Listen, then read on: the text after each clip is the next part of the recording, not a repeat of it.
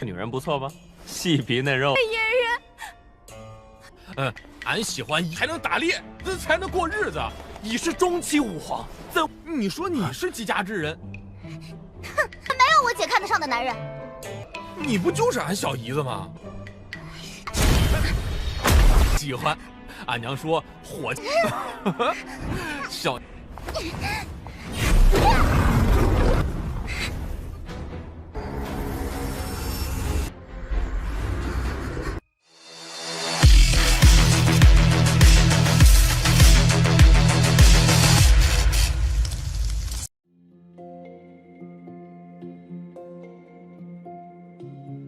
Halo semua, selamat datang di Ruang Sinema. Bagaimana kabar kalian semua? Semoga selalu sehat dan baik-baik saja. Sesuai jadwal, jadi pada hari ini kita akan kembali melanjutkan series Donghua Martial Master episode terbaru, yang mana ini adalah episode yang ke-638. Bagi yang baru bergabung dengan series ini, kita sudah sediakan playlistnya. Jadi kalian bisa mudah mencari di mana episode awal dari series ini. Sebelum kita mulai episode terbarunya, kita akan melihat dulu apa saja yang telah terjadi pada episode sebelumnya, tepatnya pada episode 637.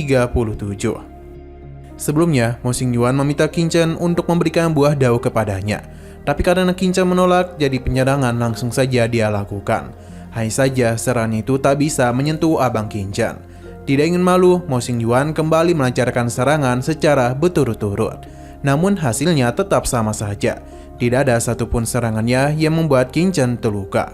Bahkan menyentuh pakaiannya saja tidak ada. Alhasil, Mo Xingyuan pun menggunakan teknik naga miliknya. Tapi Qin Chen dengan tangan kosong mampu menghancurkan serangan tersebut. Bahkan ini mengejutkan semua orang. Sadar Qin Chen terlalu kuat, jadi Mo Xingyuan mencoba meminta baik-baik. Qin Chen akan menukarkan harta itu selama mereka mau mendengarkan permintaannya. Ruri yang tertarik juga akan ikut dalam penawaran tersebut, begitu pula dengan para murid lain, di mana Qin Chen ingin mereka mencarikan seorang wanita yang ingin menikah dengannya. Sekarang kita akan melanjutkan episode terbarunya.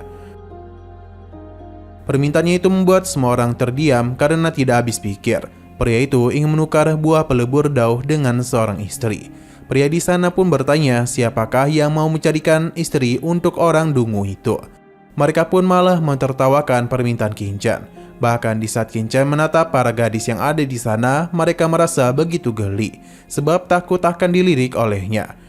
Karena tidak ada yang mau, jadi Qin Chen memilih untuk menyimpan kembali buah tersebut, sebab dia yang memberikannya kepada calon istrinya. Mo Xingyuan pun menerima permintaan itu dan menunjukkan salah satu gadis di sana, agar bisa menjadi istrinya. Gadis itu seketika saja syok berat, karena bagaimanapun ia tidak ingin menikahi Qin Chen. Terlebih lagi, Yin Fei ini sudah sangat lama mengagumi Mo Xingyuan. Jadi dia memohon agar tidak diserahkan kepada pria liar itu. Ia teruslah memohon agar tidak dipilih. Tapi Mo tidaklah peduli dan akan memberikannya kepada pria liar itu. Hanya saja Qin Chen menolak karena baginya wanita itu hanya bisa menangis saja. Sudah jelas ia terlalu lemah untuknya. Selain itu, ia lebih suka wanita yang berbadan kuat. Sebab ibunya mengatakan kalau wanita yang kuat pasti adalah pekerja keras dan bisa ikut dirinya dalam berburu di hutan. Xian Yuan menjelaskan kalau Yin Fei adalah jenius dari keluarga Yin, bahkan sudah mencapai ranah martial sovereign tahap menengah. Jadi sudah jelas kalau dia sangatlah kuat. Qin Chen tetap menolak, pasalnya binatang buas di hutan jauh lebih kuat lagi. Satu tamparan mungkin sudah bisa menghabisinya. Jadi Qin Chen yakin ibunya pasti tidak akan setuju pada gadis itu. 女人不错吧？细皮嫩肉。俺喜欢还能打猎，才能过日子。你是中期武皇， Dengan rasa bangga, Yin Fei membenarkan kalau ia tidaklah sekuat itu. Perkataannya pun membuat Mo Xingyuan kesal dan memintanya untuk pergi. Alhasil, Yin Fei pun pergi sambil menangis. Sementara itu, Mo Xingyuan menanyakan gadis seperti apa yang dia hendaki. Qin Chen ingat kalau di Jizhou ada seorang wanita cantik berbakat bernama Jiruyu. Jadi dia mau gadis seperti itu. Apakah di sini ada yang kenal dengan gadis tersebut? Perkataannya tentu saja membuat semua orang terdiam. Karena bagaimanapun, Jiruyu merupakan sosok yang sangatlah terkenal. Qin Chen ingat kalau Jiruri ini berasal dari keluarga Ji. Maka karena itulah dia yakin dia pasti mengenalinya. Pasalnya, Kinchen ingin melamar Jiruyu dan menikahinya. Perkataannya tentu saja membuat Jiruri kesal, begitu pula dengan penjaga keluarga Ji. Pasalnya, nona muda mereka tidaklah layak untuk pria liar sepertinya. Rusing yang kesal langsung saja menghampirinya.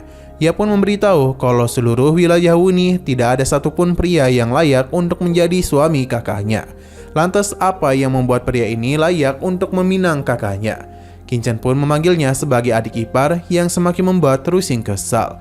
Terlebih lagi, Kinchen terus memanggil kakaknya sebagai istri dan dia sebagai adik ipar. Berhubung dia sudah berani menghina kakaknya, jadi Rusing langsung saja melakukan serangan. Namun Kinchen dan mudah menahan serangannya itu. Bagi Kinchen, adik iparnya ini ternyata memiliki sifat yang sama seperti kakaknya. Kinchen sangatlah suka, pasalnya ibunya mengatakan kalau wanita yang pemarah berarti berbadan kuat. Jika adiknya saja sudah galak, maka dia yakin kakaknya pasti lebih galak lagi. 你说你是几家之人？没有我姐看得上的男人。你不就是俺小姨子吗？喜欢，俺娘说伙计。小 Rusing kesulitan untuk bisa melepaskan diri dari cengkeraman Kinchen. Dan di saat dilepaskan, ia pun merasakan sakit di pegelangan tangannya. Melihat hal itu tentu saja mengejutkan Jiruyi dan Jihyun. Dan di saat adiknya ingin marah, Jiruri segera menahannya. Sebab dia itu yang bicara baik-baik dengan Kinchen. Tapi Rusing tidaklah peduli dan kembali melakukan serangan. Namun lagi dan lagi serangan yang begitu dahsyat itu mampu dan mudah Kinchen tahan. Bahkan ia sama sekali tidak bergerak. Roh harimau yang Rusing miliki lenyap seketika saja di saat melihat sosok naga di belakang Kinchen. Yang mana aumannya saja membuat Rusing terdiam. Ia seakan-akan baru sadar telah berurusan dengan orang yang salah. Berhubung dia itu masih ingin melawan, jadi Kinchen menggunakan jarinya untuk mementalkan Rusing. Bagi Kinchen, seharusnya sebagai adik ipar, mereka itu harus menuruti perkataannya.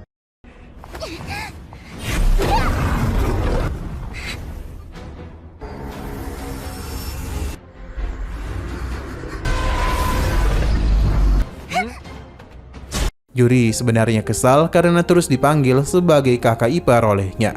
Sementara Rusing menangis karena ditampar oleh pria liar itu. Ia pun mengadu kepada kakaknya untuk menangkap pria tersebut sebab dia akan memberikan hukuman kepadanya. Hanya saja Jiruri sadar betul betapa kuatnya lawan mereka. Jadi dia menenangkan adiknya sambil menjelaskan kalau Jiruyu merupakan adiknya.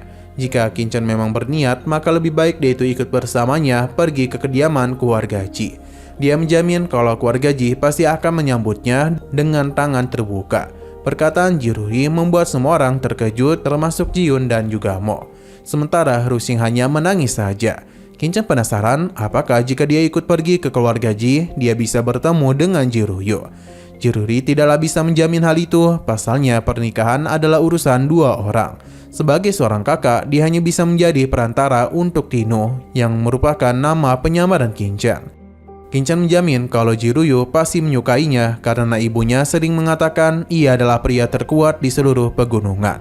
Melihat tingkah laku Kinchen yang kampungan membuat Jiruri tidak bisa berkata-kata.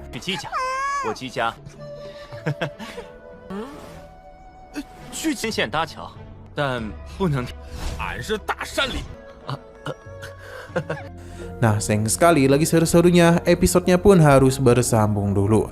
Namun sebelum kita akhiri, seperti biasa kita akan melihat preview bagian selanjutnya. Sebelum Kinchen dan yang lainnya pergi, terlihat kalau Jihyun menghentikan mereka. Ia memperkenalkan dirinya sebagai teman lama dari Jiruyu. Ia ingin tahu apakah Kinchen mau menjual buah pelebur dao kepadanya. Kinchen paham dan jika dia itu memang adalah teman dari istrinya, maka Kinchen bisa saja menjual buah itu kepadanya.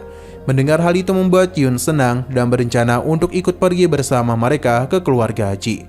Tentu dengan senang hati, Jiruri akan membawanya pergi bersama mereka dan perjalanan pun akan dilakukan. 等一下，要真是，俺送你。卖我一枚荣道果，前往季家。 Oke, sekian dulu pada video kali ini. Untuk video selanjutnya akan segera hadir. Jadi bagi kalian yang mengikuti series ini, langsung saja klik subscribe dan aktifkan loncengnya. Terima kasih yang sudah menonton video sampai habis. Jika kalian suka pada video ini, klik like dan share ke teman-teman kalian tentang channel ini. Dan ditunggu aja kelanjutannya. Oke, sampai jumpa di video selanjutnya.